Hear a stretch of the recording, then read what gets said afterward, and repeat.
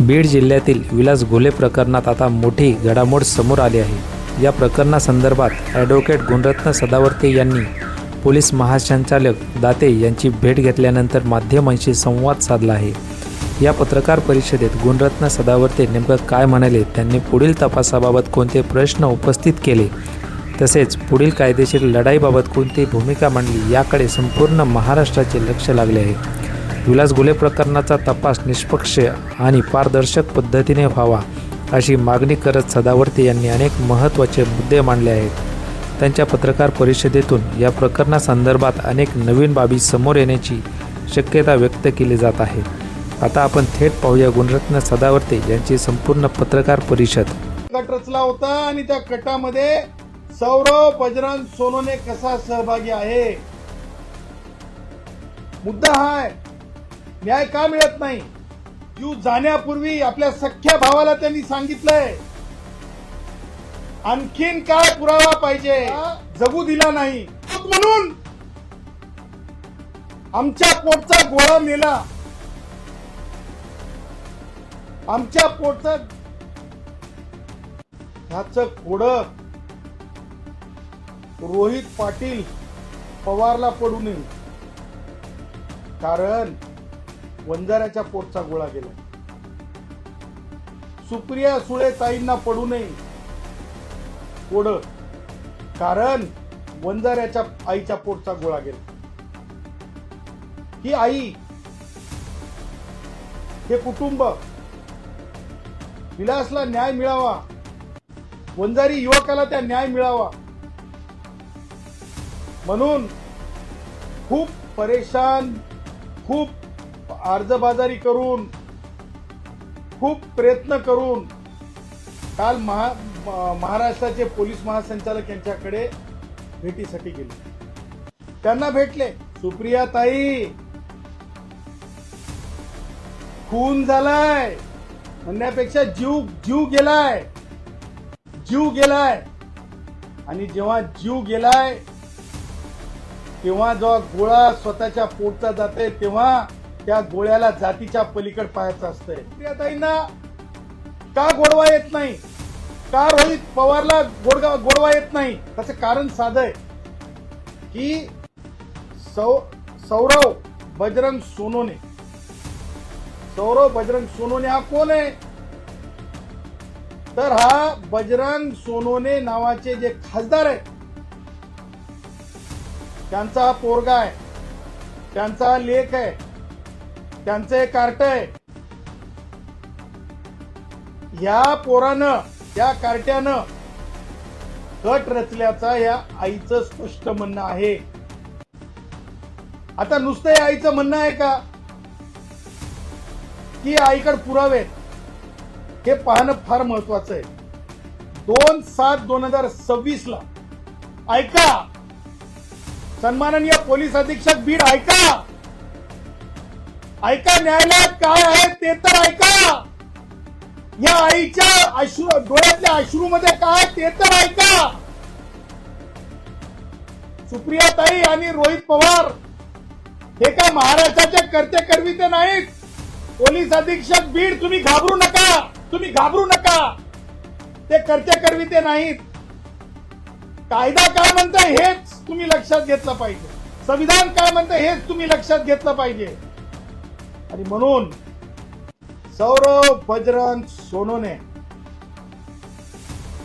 आणि श्रीकांत घुले यांनी एकमेकाशी चर्चा करून त्यानंतर अजय कदम आणि मंगेश सोनवणे, अजय कदम आणि मंगेश कदम ह्या एकत्रितपणे बालाजी सोनवणे ज्या प्रकारे हे कुभांड रचलेलं आहे त्या कुभांडाला कायदेशीर दृष्ट्या न्यायालयासमोर आणायचे की नाही। आणि म्हणून 19/6/2026 ला ती जी तारीख आहे त्या तारखेप्रमाणे जर आपण बघितलं तर त्या तारखेचा घटनाक्रम जर बघितला तर गटाच्या बाबतीतलं जर बघितलं आपण घटनाक्रम, तर तो घटनाक्रम माननीय ज्युडिशियल मॅजिस्ट्रेट फर्स्ट क्लास कोर्टामध्ये 8/7/2026 ला स्पष्टपणे 4 साक्षीदारांनी सांगितलंय, 4 की कशा प्रकारे कॉल डिटेल्स आता आलेत. प्रत्यक्षदर्शींचं म्हणणं आलंय, मय्यत ज्या वेळेस जीव जात होता विलास गुलेंचा, आणखीन काय पुरावा पाहिजे एसपी साहेब. त्यामुळं पोलीस महासंचालकांना ज्यावेळेस भेट दिली मंत्रालयामध्ये सुद्धा जाऊन माननीय मंत्री गिरीश महाजन साहेबांना हे आई भेटल्या. त्यांनी एसपी बीडला फोन लावला. परंतु मुद्दा हा आहे की हे सगळे पुरावे असताना स्पष्टपणे अद्याप आरोपी बजरंग सोनवणेचा मुलगा होत नाही. जर हे कारण राजकीय स्वरूपाचं असेल तर हे अत्यंत वेदनादायी आहे. तुम्हाला मला सांगायचंय की ज्या प्रकारे म्हणजे रोहित पवार असेल, ज्या प्रकारे रोहित पवारनी जी हे केली आणि यांनी सुप्रियाताईंनी हे जर बघितलं तर सुप्रियाताई खासदारांच्या बद्दल काही करता येत हे नाही बघा, म्हणून त्याच्या घरात घुसून त्याच्या बायकाट पोरांवर आरोप करते. इतकं गलिच्छ आणि पातळी सोडून राजकारण मी कधी पाहिलेलं नाही. पक्ष हा ताकदीने बजरंग अप्पाच्या मागे कालही आहे, आजही आणि उद्याही राहील. आणि मी स्वतः पवार कुटुंब आणि राष्ट्रवादी काँग्रेस पक्ष आणि महाविकास आघाडी ही ताकदीने बजरंग अप्पाच्या मागे उभी आहे. कारण आमच्या सगळ्यांचे बोलणं झालेलं आहे, हे पूर्ण षडयंत्र बजरंग अप्पाला त्रास देण्यासाठी एक राजकीय मोठं षडयंत्र केलं जात आहे. आणि दुर्दैव आहे की महाराष्ट्र सरकारकडे काही विरोधाला बोललेलं नाही. आता बोलायला आमच्या विरोधात राहिलंच नाही, म्हणून आमच्या घरातल्या पोरांवर मोठी षडयंत्र करतात. मला आज हे म्हणायचंय, असा कसा तपास तुम्ही केला? तुम्ही काय सीबीआयच्या वरची अथॉरिटी बनलात? कशा बनलात तुम्ही? काय संतोष देशमुख ना, हा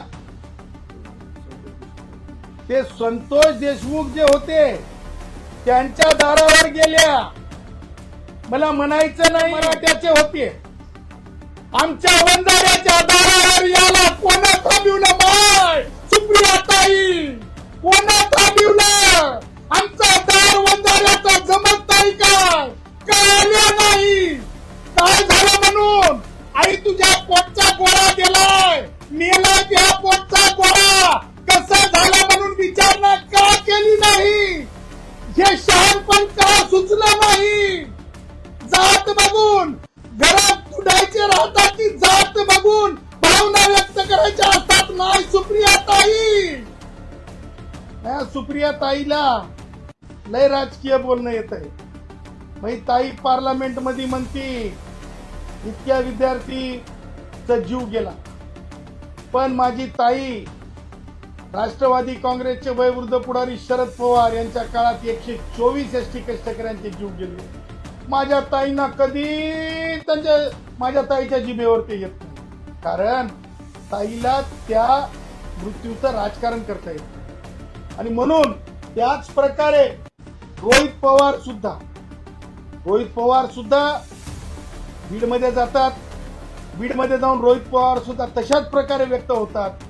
मला हे म्हणायचं आहे की या प्रकरणात अद्याप मग मी तुम्हाला 2 गोष्टी सांगू इच्छितो. आमचं म्हणणं नाही जातीवादी काही प्रश्न नाही, पण मराठ्याचं जर एखादा काही जीव गेला किंवा घटना घडली की सर्वपक्षीय मराठा पुढाऱ्यांनी, सर्वपक्षीय मंत्र्यांनी, मग जरंगेच्या आंदोलनात पोलिसांवर अन्याय झाला, इथं काही घटना घडली तरी सर्वपक्षीय मराठा पुढाऱ्यांपासून, मराठा नेत्यांपासून, मराठा मंत्र्यांपर्यंत एकत्रित व्हायचं, रिंगण करायचं, मंत्र्यांचे राजीनामे घ्यायचे, भटक्या विमुक्ताचे, ओबीसीचे. परंतु तुम्हाला सांगतो, माऊली सोप धनगर आहे, काय जीवाची किंमत आहे? धनगराचं लेकरू गेला तर काय करायची? यासाठी काय करायचंय? सीबीआय काय करायचंय, काय करायचंय जलद गतीनं न्याय. हा तसंच तुम्हाला सांगतो 10 तोंडे मुंडका सापडलं नाही 2 दिवस अहिल्यानगर मध्ये.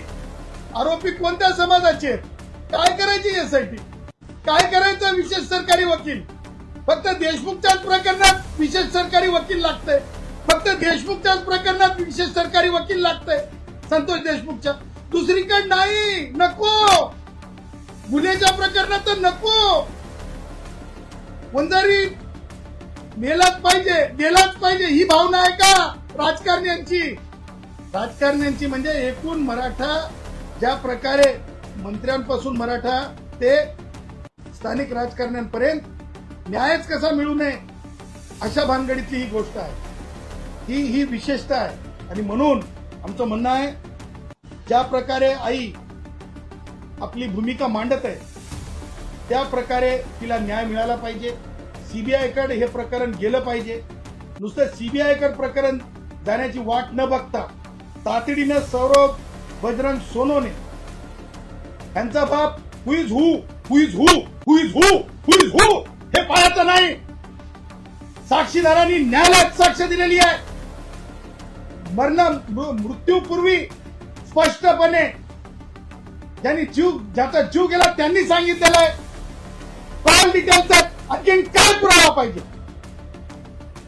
ज्या प्रकारे देशमुखच्या खून प्रकरणात कोणताही थेट पुरावा नसताना वाल्मिक कराड साहेब जेलमध्ये, पण या प्रकरणात बजरंग सोनवणेच्या पोराच्या विरुद्ध पुरावे असताना सूट रान मोकळा हे बिलकुल चालणार नाही. हे निर्वाणीचा कायदेशीर आमचं सांगणं आहे. आणि जर हे तुम्ही लवकरात लवकर ह्या सगळ्या गोष्टी करणार नसाल तर आमचं स्पष्ट म्हणणं आहे की येणाऱ्या काळामध्ये या आईनी काय सांगितलं पोलिसांना आणि काय करतील त्या भविष्यात, त्या आईच्या तोंडून तुम्ही ऐका. आई तुम्ही बोला, सांगा आई तुम्हाला काय वाटतंय सांगा. काय आम्हाला न्याय पाहिजे. हे माझं सोन्यासारखं लिकरू गेलंय. आज 3-4 दिवस झाला आम्ही इथे वडापाव चहा खाऊन शिनी.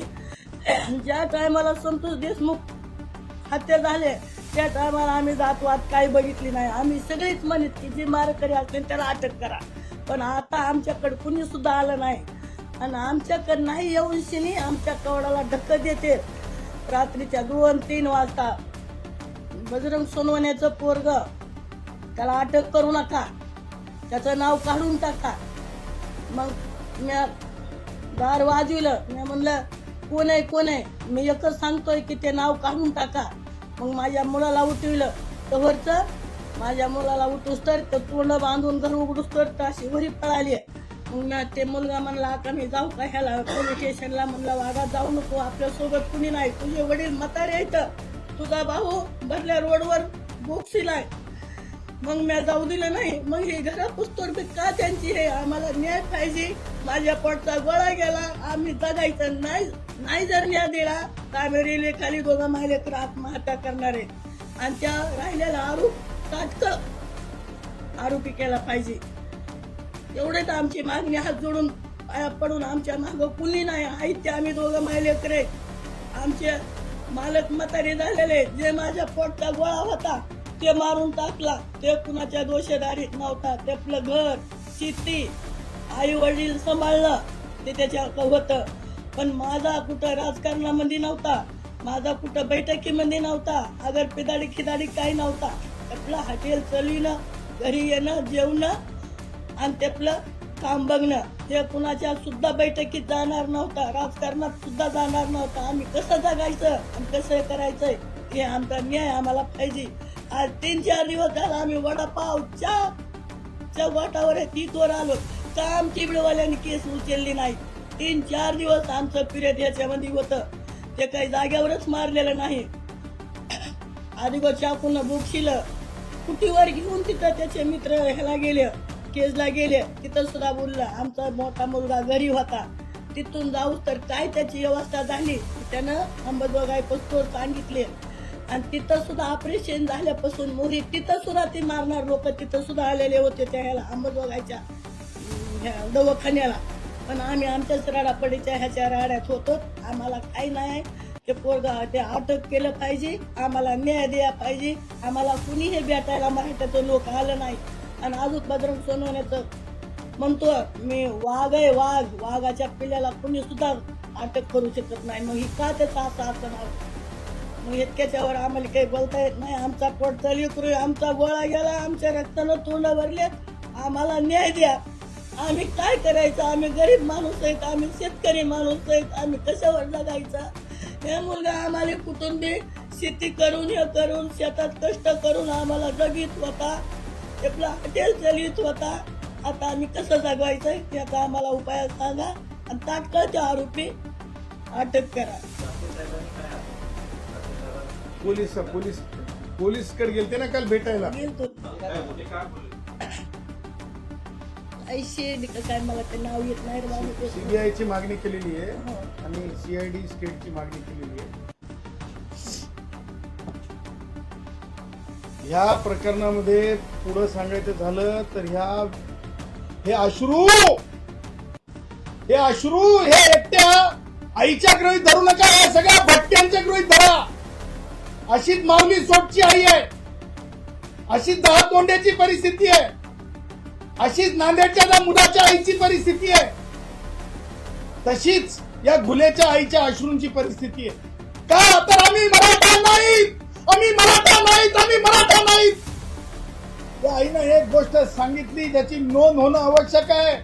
माननीय पोलीस महासंचालक साहेब, माननीय पोलीस अधीक्षक बीड साहेब, एक नोंद होणं आवश्यक आहे. त्या आईच्या रडण्याची 3 दिवस प्रेताची विडंबना, 3 दिवस प्रेत, 3 दिवस प्रेत. एका लेकराच्या पोटच्या गोळ्याचा 3 दिवस प्रेत.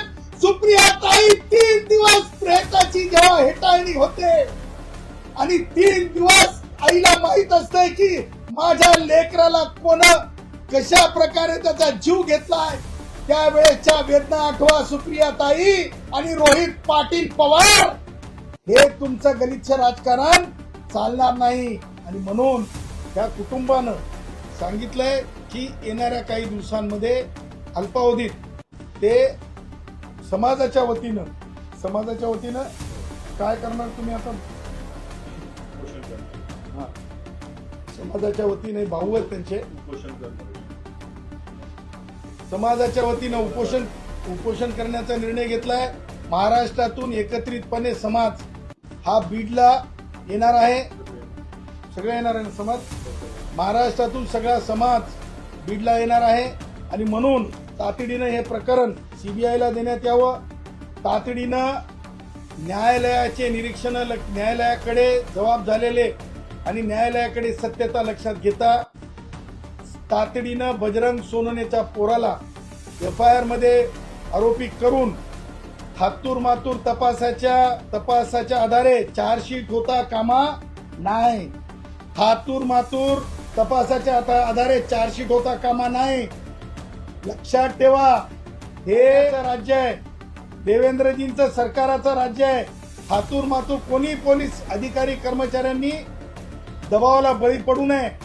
आणि तसंच दबावाला बळी पडणं हे मला असं वाटतंय की येणाऱ्या काळामध्ये समाज ज्यावेळेस एकत्र येतो, समाज जेव्हा बोलायला लागतो, तेव्हा मात्र पोलिसांना भांबेरी फुटल्यासारखी होता कामा नये. त्यासाठी पोलीस अधीक्षकांना माझी विनंती आहे की तातडीने सगळे पुरावे आहेत, आरोप नाही आहेत, पोलीस अधीक्षकांवर नुसता आरोप नाही आहे, हे सगळे पुरावे बघून त्यांना आरोपी करावं आणि त्यांना अटक करावी, अशी या प्रकरणामध्ये आमची मागणी आहे.